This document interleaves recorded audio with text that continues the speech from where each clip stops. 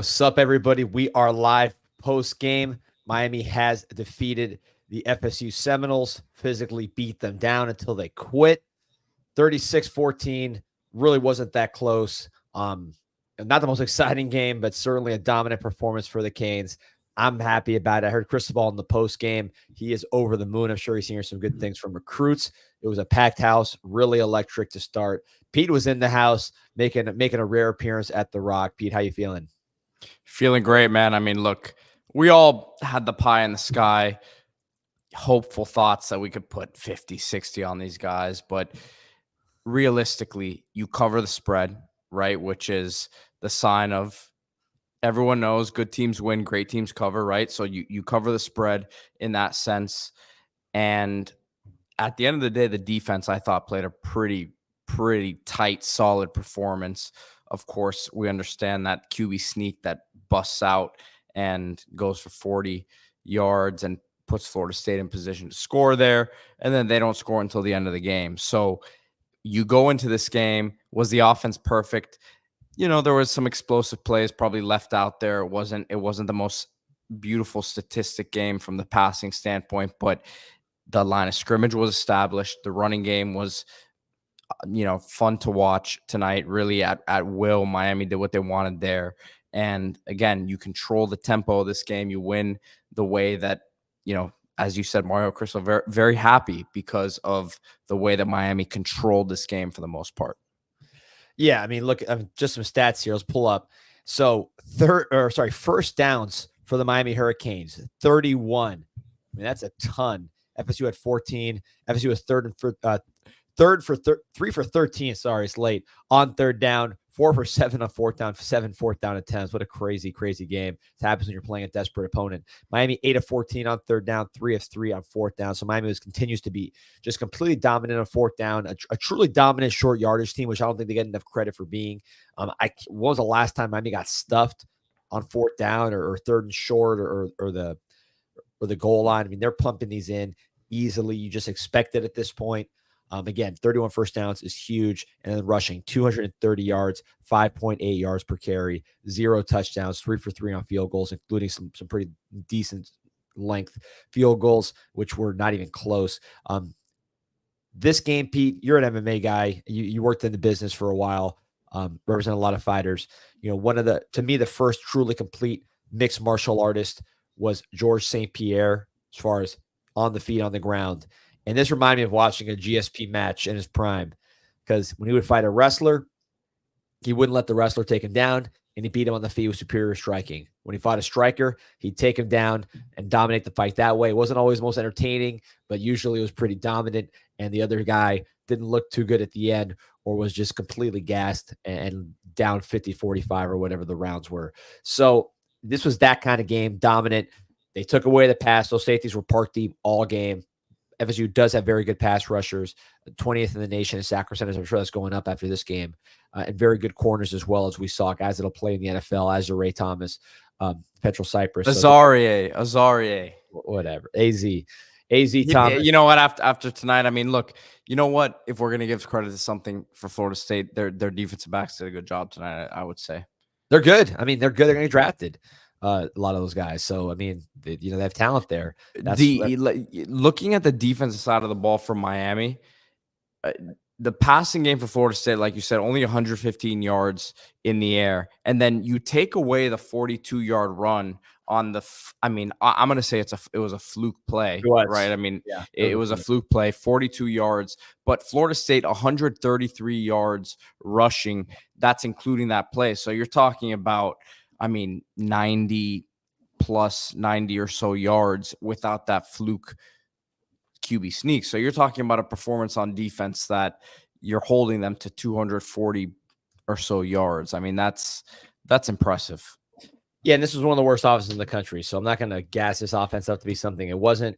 You had young quarterbacks, a lot of problems, but Miami did what they needed to do. There you go. Trenton Breeze, hit that like button. Everybody appreciates you liking and subscribing to this show. We did a show this morning. We're doing a show right now. We did 5 during this week. I mean, we're going nonstop on this thing. So again, appreciate everybody's support. Juan Manuel Ventura saying Pete and D-Money results are good. Missed the big play. Concern with the pass rush. Look, we got enough passing the last 3 weeks to last a lifetime. I think it was a little too much action for me. I like being a little more relaxed here at the end of games like we were today. Um, Big thing also, no injuries. We were so worried about injuries, Pete, the whole week, and cheap shots, and we knew they were going to get to the passer a little bit better than other teams had been able to because of their talent up front, and they did in fact do that. That was really the one negative you say about this game is the pass protection wasn't where it needed to be, especially with Jalen Rivers back. That can hurt you, especially going against a team like Clemson or someone down the road. You're not going to want to have that kind of pass protection, but otherwise, well, dominant performance. And D, I was watching the game with a couple guys who no ball. They played defensive back, in high school level at a high level in high school, and they were both saying to me, "Look, Florida State's not respecting Miami's receivers, and this is something that we've seen a lot of man coverage. You bring that pressure, and look, Miami still wins the game by 22 points and scored 36 points on Florida State, but the passing game was not as explosive as we've seen it. So I think if we've, not to down on the win, too much here, but when we look ahead, that's going to definitely be something that we key in on, especially you get to the playoff conversation, you get to potentially an ACC championship, right? So just something to look forward. Yeah, no question about it. I think they when you have that level of corner, you could trust them more. Clemson, like you said, has those kind of corners. Virginia Tech has those kind of corners. They gave us some problems for a little bit. Ultimately, Cam Ward went crazy there once he got past those turnovers. But yeah, it's a concern, especially with a team that maybe can stop the run a little better than FSU can, like Clemson, who has really, really good linebackers and has, also has good defensive linemen, probably sturdier, stronger defensive linemen than what you saw with FSU. So that is a concern. But man, how about your boy Damian Martinez, Pete? 15 carries, 148 yards, 9.9 yards per carry, 2 touchdowns. He is back. I don't know, his season stats are going to get updated here, but he's going to be well over 5 yards to carry on the year. He'll be up to 8 touchdowns, so he's definitely on the track for double-digit touchdowns this year. And he's getting better and better. We talked about it every time people were complaining about Damian Martinez. Say, listen, look at the calendar. Like fine wine, man. I mean, like fine wine. I think you said it. You've said it all year. Just wait for the season to get old. Wait for some games to go by. These teams get worn down over the course of a season, and he's fresh. And I think that's been part of Miami's plan with him, is to keep his snap count to a reasonable level. They're not wearing him down, and time to unleash him now. Yeah, I think, like you said, they it's hard to deal with a guy like this the whole game, the whole season. I mean, he wears you down. And I think the last touchdown that he had, I had to watch the replay, but just watching from the stands, there you go, 5:29 in the year. Watching from the stands, it looked like Martinez just walked into the end zone and FSU was letting him score. Like sometimes when they're trying to let you score to get the ball back with the clock, it was a complete laydown after that big play that he had breaking the tackle and going about 50+ yards. They just let him score. So we've seen last week that happened. This week it happened. In other weeks, it's Jordan Lyle breaking the big run or A.J. Allen breaking the big run. Teams are physically collapsing in the fourth quarter. And when you combine that with Cam Ward, who we know is the most dynamic passer in the country, now we're really cooking with the number 1 offense in the land. And I think with Ohio State and Ole Miss not exactly lighting the scoreboard on fire, this will remain the top offense in the country statistically. There were some missed throws by Florida State's quarterbacks, but I think the coverage was pretty solid, especially downfield. In a lot of the stuff that Florida State tried to get vertically, I thought it was well defended. Yeah, I thought defense played well. Again, the second teamers gave up that last touchdown there, so you don't want to see that from the second team. First team was pretty much 1 touchdown the whole game, which was that real fluky play where they lost track of Luke K. Well, we don't still have Cromanoke. I think it's Cromanoke. Cromanoke. They lost track of him, But otherwise, defense was good. Now, look, this offense is terrible. So I don't want to read too much into what the defense did here, but they did what they were supposed to do, and you're happy to see that. Ruben Bain gets another sack. I think he's got 2.5 on the year. I thought he had 3. Probably got dinged one that he should have had a full one. But my hot take was that he get 10 sacks by the end of the year. If Miami plays enough football games, I think he'll get it, man, because he gets a sack a game, and he really hasn't even broken through yet with how good he can be. Johnny Lagoon says we need to put some respect on Zay Horton's name. He came out today when the team honored his father. I was telling people around me, I said, that's Zay Horton's dad, man. That was a cool moment. Yeah, for those who weren't in the stadium, he was the hometown hero. Zay Horton's dad, I believe, was ranking Major Horton. Yeah. So he was that was awesome seeing him and all the pictures of him and his decorated career. Crowd gave him a huge pop, standing ovation. Then his son was playing real nice football. 6 catches, 65 yards, led the team, 10.8 yards per carry, long of 21. Or for catch, I'm sorry, long of 21. And he was physical, using his body, high pointing. He's a problem on those slants, man. He can do some damage. So really love how Horton's coming along. Not the best day for the receivers overall, but I thought he was the best. And there's been a lot of games where Horton's been that guy, or at least 1A with Restrepo, who, they didn't get going today. I thought the pass interference call that they took away one of his long catches was kind of ticky-tacky from what I saw. D, can we talk about the lack of garnet and gold in Hard Rock Stadium tonight? I mean, it was staggering. The orange out. It was a little confusing. Obviously, we had the blackout unis on the field, and then the fans were told to wear orange. But I have never seen a more lopsided crowd. As bad as the Canes have been over the years, Miami fans will travel no matter what, and that was just flat out embarrassing tonight. Yeah, there was no one there. I mean, when they did something well, you couldn't hear anything aside from the band in the distance playing the chant. There was nobody there. They know this team was cooked. There was no faith. FSU was dead. I was honestly surprised FSU didn't get blown out after that first drive, but they just kind of laid down. I thought there was going to be a real ugly game, like one of those 50-pointers after that first drive. Now, I'm not surprised it ended up being the way it turned out. I think my score was probably the closest when we do these preseason, when we do the picks. At least it wasn't that far off. I thought their defense would have more success against our offense than people expected, just because of the corners, the pass rush, those kind of things. But when I saw the first drive, I'm like, man, these guys, they miss a tackle on every single play. These guys are cooked. But they responded pretty well after that, before Miami really got some separation. I thought the field goals by Andy Borregales were huge, landing 3. That Pete, I mean, those field goals look like they'd be good from like 60 yards. Yeah, and they actually were talking about it on the post-game show, and he said he thought it would be. So, I think he's a pro personally.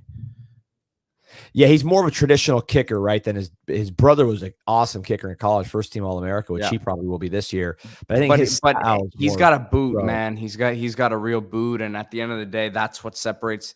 The NFL guys are so good. They're hitting. Everyone's favorite team. I'm sure they don't like their kicker, but at the end of the day, these guys are pretty money from 45 in. If you can hit consistently from 50 to 57, 58, like it looks like he can with that leg he's got, then he's got a real chance. Yeah, and it just, I'm surprised his brother didn't make it, but I think his style of kicking wasn't as fluid, as athletic. He was more of like I'm not a kicking expert, but it wasn't that pure soccer style stroke that you see with Borregales. He really does. He's athletic, more athletic than people think, and he really just looks like an NFL kicker. And like you said, kickers are really good these days, and we got one.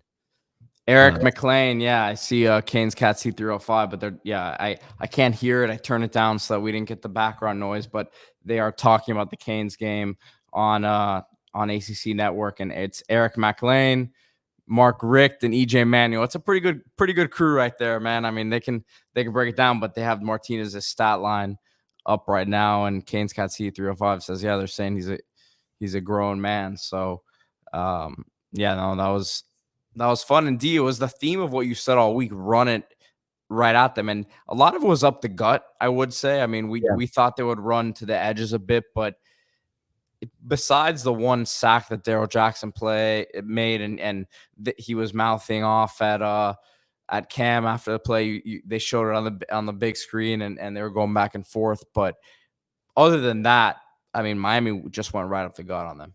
Yeah, yeah. And again, I keep going back to short yardage. I'm old enough to remember when Miami would just get beaten back on short yardage consistently. Now, and again, you guys are in the chat. Let me know if I'm off my rocker on this. Do you ever not feel like we're going to get a short yardage play? I mean, I never worry about us getting 2 yards. If it's on third down, I know we'll get on fourth down if we don't get on third. It's just been so consistent this year. We put Lofton at fullback, it's a wrap. Martinez or Fletcher both really good at short yardage. Just an awesome twist to this team. And look, we haven't talked about Cam Ward. He didn't have his best day. It really mostly wasn't his fault. I thought protection was leaky. You have to watch the replay to see what happened on some of these. Some of these we just got into really bad down and distances, and they knew we were going to pass. He did miss a couple throws.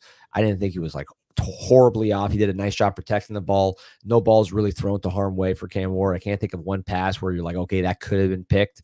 I thought he was pretty solid all day as far as protecting the ball.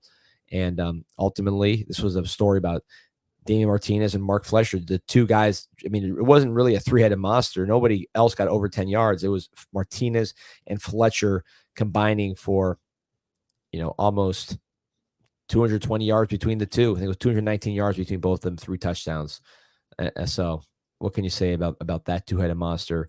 And really happy to see Mark Fletcher get that first touchdown after the week he's had. D, I wish I have to find it somewhere, but we've said a few times in the offseason, like there's going to be a game or two where the passing offense is not prolific for whatever reason. And like you said, it wasn't like Cam was really off. I just think FSU, got to give them credit defensively. They did a solid job. Again, still Miami scored 36 points, so it's not like they were a lockdown defense, but they took a lot of stuff away that Miami has been able to, exploit for most of the early part of the season. But again, if the passing game's not there, they still have this run game to lean on. And there's been a lot of complaints about it early in the season, but it's still been a unit that's averaged 183, I think, before this game. And obviously today you see them have a lot of success with it. Yeah, and the scheme, I mean, when you're there in the stadium, you could see better than on TV. The safeties were deep the whole game. I mean, they were daring us to run the ball. I don't know how much they were playing necessarily to win. If they're just playing to keep it close and or really just hope something went wrong. But, they really played those safeties back deep. They trusted their corners, which the corners are good. And I thought they did win their one-on-one matchups with the receivers for the most part for Miami Hurricanes. And the defensive line got there, and the blitzes got there more than they should have. So put that all together and you have a decent FSU defensive performance. But as we say all that, you pull up the team's stats, 31 first downs, 5 touchdowns, right? Yeah. So, look at the yardage, 445 total yards. No, 4 touchdowns. No, 4 touchdowns because we had the field goals. Yeah. Right. So 3 rushing touchdowns from Martinez and Fletcher, and then the pass from Arroyo to Cam Ward. Arroyo was a quarterback in high school for a while. Not everybody knows that, but I'm not surprised that he was the one throwing that ball. But yeah, 4 touchdowns, 3 field goals, 440 plus yards, 31 first downs. I mean, as all these things we're saying about how FSU was effective on defense, ultimately Miami was able to do what they wanted. And look around the country, guys. You look at Ohio State and Nebraska. Ohio State barely squeaking through there. We've seen all the upsets over the season. Oregon's had a couple slow games. It's not easy to go out there and win by 3 scores, no matter who you're playing, especially when you're playing a rival who's going to play above their record just because they're upset, that they're motivated to play you under the lights, and they have good talent. Yeah, without a doubt, we got some comments here. West End Zone, our buddy Nick says they ended up running the old Randy Shannon defense 2-man, get pressure with 4. But that's what you can do if you trust the talent in your defensive line, and they definitely got home a few times there and mucked it up a little bit. I agree with you, D. I thought it was going to get ugly after that first drive. You got to give Shannon Dawson credit. Really scripted a great drive there, but they couldn't do it with the same frequency going forward. Yeah, I mean, it was look, it ended up being fine. There was no injuries, which is the big thing. Again, I can't say that enough. The win and the no injuries, that combination is unbeatable. Then you add the cover if you're a gambler, or if you just want to see Miami outdo what Vegas expects, they're able to do that. You wish the second team would have stopped that last drive. There were some really young, talented players there that had some moments where you thought they might end the game. McConaughey got a couple of pressures, but ultimately couldn't get the job done. You know, one young player I want to single out who didn't play with the second team. He was playing with the first team. OJ Frederic, man, he was complete lockdown today. I haven't seen him miss a tackle all year. He hasn't been challenged that much tackling. He put the seatbelt on, Pete, as you say. You taught me that celebration a couple of weeks ago. Now I understand it. But he's been unbelievable. Again, he didn't tackle a ton today, but when he has had to tackle, he's tackled. So what more can you say about Frederic? He just hasn't got interceptions, which we saw him do all at camp more than any other defensive back in the room. I think if they start testing him, you will see interceptions before the end of the year from OJ Frederic. D, remember we gotta tell everyone watching to like and subscribe. We have not said that enough, but we got over 1,000 right now. So guys, if you have any questions, answer a few here before we've pretty much given a synopsis of the game here. And look, 8-0. What else could you ask for right now? It hasn't been pretty, hasn't been perfect, but here we are. Great game here in the ACC. Just finished up SMU and Duke. Miami has Duke next week. You had Rhett Lashley there against Manny Diaz, and Manny coming back to Miami next week. So excited to get into that one this week, D. Yeah, if you made that field goal in regulation, maybe look at a ranked matchup between Duke and Miami, maybe College Game Day. I mean, there's a lot of things that could have been in play there. I'm not sure where that goes now with Manny losing. It's really unfortunate, but not going to dwell on that. With a great win, we have a question though. BR, is the rivalry dead? It just seems so flat out there, no real energy. It was a boring kind of game for what it was, because FSU never really was in it, and Miami wasn't like explosively dominant where they would alone get you interested in the game. I just think you're talking about one program with a ton of juice and one program that's pretty dead right now, which is going to be FSU. FSU just really, from the opening, from running out the tunnel, it just didn't look like they wanted to be there. They did compete, particularly at defensive end, pass rush, defensive tackle, and then the corners. But just I'm on the FSU side, so I was seeing their sideline. I mean, there's no energy there, man. All the energy in that game, but from beginning to end, sideline. Miami was bad last year, but there was a sense that they were working towards something, and they were in that game with the backup quarterback on the last possession of the game with a chance to, they were in the game there. So it was a one possession game. They had the ball. It never really felt like Florida State had a chance. They were not moving the ball whatsoever on Miami's defense. Again, had that huge play, but other than that, there was just no consistent momentum for Florida State. Yeah, their offense is bad. I mean, what else can you say? Their receivers are horrible. The running game is pathetic. Their young tight ends, you saw a little bit there of a couple plays made by their young tight ends. Amari Williams had a really nice catch. Young 5-star for this class, that reclassified to be a 4-star in the last class. He looked pretty good. You saw Landon Thomas also a first down catch. So those two, you see some flashes there, but the receivers are just not there. The running backs aren't there. Offensive line's not there. I don't know what the future holds for these guys. I did like what I saw from Luke Kromenhoek. Did I say that right? I think it's Kromenhoek, but yeah, whatever. Kromenhoek. He looked okay, but if he doesn't get any weapons, he's not like a Cam Newton.